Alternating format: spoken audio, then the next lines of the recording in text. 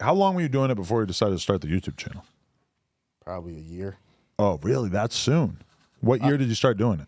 2012. Okay. I had a plan. From the beginning, you thought that this would be great content. When I seen, at the time, everybody know who Dog is. Yes. And I seen how they operated, and I knew there's a different way to do this. I want to bring the urban, the cool side to this.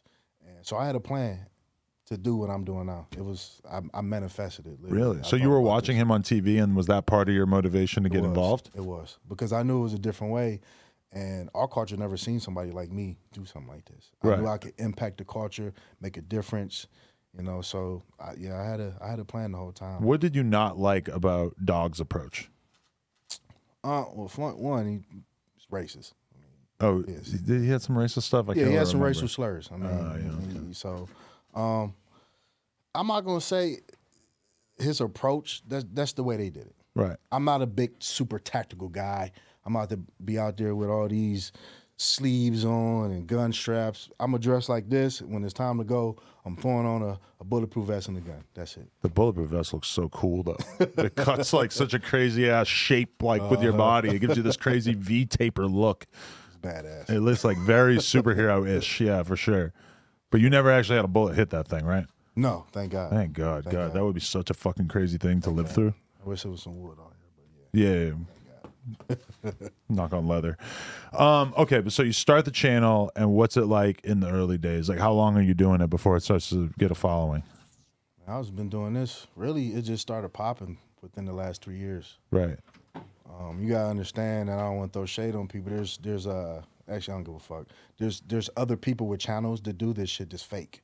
So yeah. So when you see my channel isn't where it is because when you see these people doing these videos, it gives people a false reality of what really hunting is. Really? So they always got super action, crazy shit going on. It's like a prank. Yeah, it's not like that all the time. It's not. So then you come to my channel, and it's like that first 48 feeling. Yeah. You're like, oh shit, where's the crazy shit? But I'm showing you the process of how you even catch the person. Yeah. So it really within the past 3 years, I started networking with people and just kept staying consistent with the videos, and then I got a little hit on the algorithm, and things been going up now, so it's still moving. Wow, that's so interesting because you see that in like the prank space as well, that it started out real and then all of a sudden people realize like, oh, it's so much more efficient for me to just fake this shit. And in terms of, filming arrests or whatever, yeah, it would be super easy to just give somebody $50 and be like, and do that, right? Stand in front of this fucking trailer park and I'm going to chase you through the woods and we can film it, And but making money.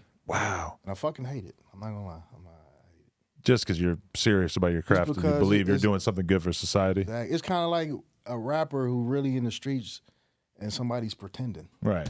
Pisses you off, man. It's just my craft. This is what I do. Yeah. I could die doing this. And your videos depend on shit actually happening. Like you probably have to pay the guy following you around with the camera on a lot of days where you don't get any footage, right? No, I don't pay anybody. My shit's all real. It's okay. This shit is not. No, but I mean the cameraman. You got to have him following you around, and you probably have a lot of days where nothing happens, right? Yeah, some days you just be sitting in the car, for hours. Right. So they gotta pay him. Yeah. Damn. So what have you learned about making content and what your audience wants and what actually works on the platform? Wow, I learned you got to be consistent. Yeah. Have you taken long breaks that kind of fucked up your momentum? Yeah. So there was a time where I thought I was gonna sell the show.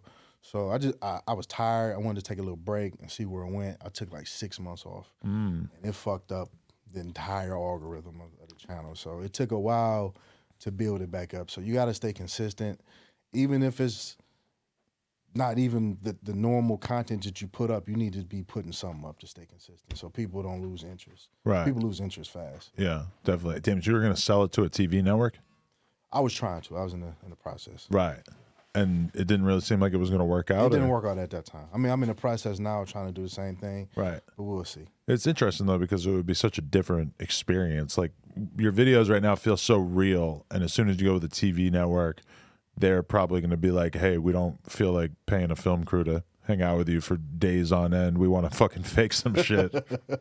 Well, I mean, my content is amazing. It's gripping.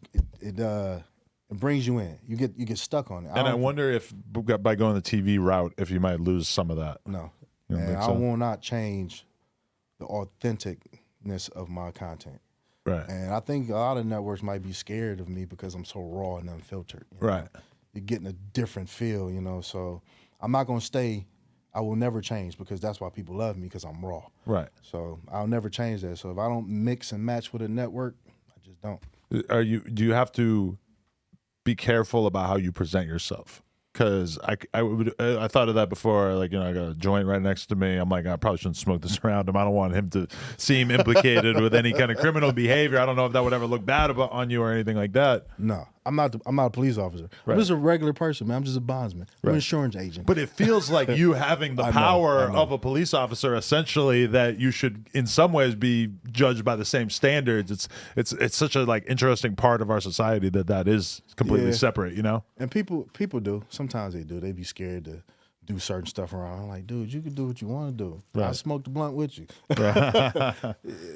I'm just a regular guy. I just have authority to arrest people that skip court on me. I mean, Right. that's it. I'm not out here fighting crime. I'm not Batman. All right, people, we just hit 300,000 subscribers. You know we're trying to hit 400,000 subscribers. So that little red button, tap it, tap in. Appreciate y'all.